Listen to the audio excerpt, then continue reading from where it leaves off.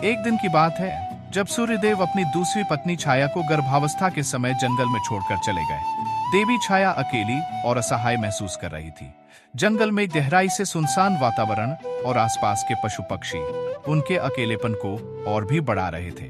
तभी उन्होंने देखा कि उनके ऊपर कई काग मंडरा रहे हैं। उन्हें इस बात का डर सताने लगा कि शायद ये काग उनके होने वाले बच्चे को हानि पहुंचाने की कोशिश कर सकते हैं। डर और चिंता के कारण देवी छाया ने पास में ही एक गहरे कुएं में शरण ले ली। कुएं में जाते ही अचानक उन्हें प्रसव पीड़ा शुरू हो गई। दर्द असहनीय था और जंगल में कोई मदद करने वाला भी नहीं था। कुछ ही देर बाद देवी छाया दर्द से बेहोश हो गई। तभी कुएं के पानी में एक अद्भुत घटना घटी। वहां एक बच्चे का जन्म हुआ जो कोई और नहीं बल्कि शनिदेव थे।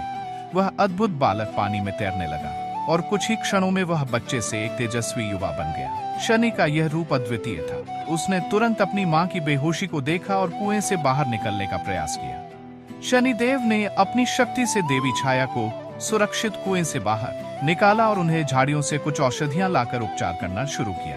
थोड़ी ही देर में देवी छाया ने अपनी आंखें खोलीं और शनिदेव को देखकर वह आश्चर्यचकित हो उठी। शनिदेव ने उन्हें स्नेहपूर्वक संभाला और आश्वस्त किया।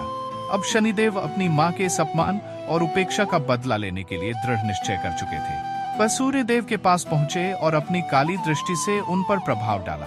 शनिदेव की इस अद्भुत दृष्टि से सूर्यदेव का पूरा शरीर काला पड़ गया और उसकी तेजस्विता लुप्त हो गई। पूरे संसार में अंधकार छा गया, जैसे सूरज ने अपनी सारी रोशनी खो दी हो। देवता, ऋषि मुनि और संसार के लोग अंधकार में घिर गए और भयभीत हो गए। तब ब्रह्मा जी ने शनिदेव को शांत किया और उन्हें समझाया कि सूर्यदेव उनके पिता हैं और उनके सम्मान का ध्यान रखना चाहिए। शनिदेव ने ब्रह्मा जी की बात मानते हुए सूर्यदेव को क्षमा कर दिया और अपनी दृष्टि हटाई। इसके बाद संसार में फिर से प्रकाश फैल गया। लेकिन शनिदेव ने अपनी मां का अपमान न सहने की सीख को हमेशा याद रखा।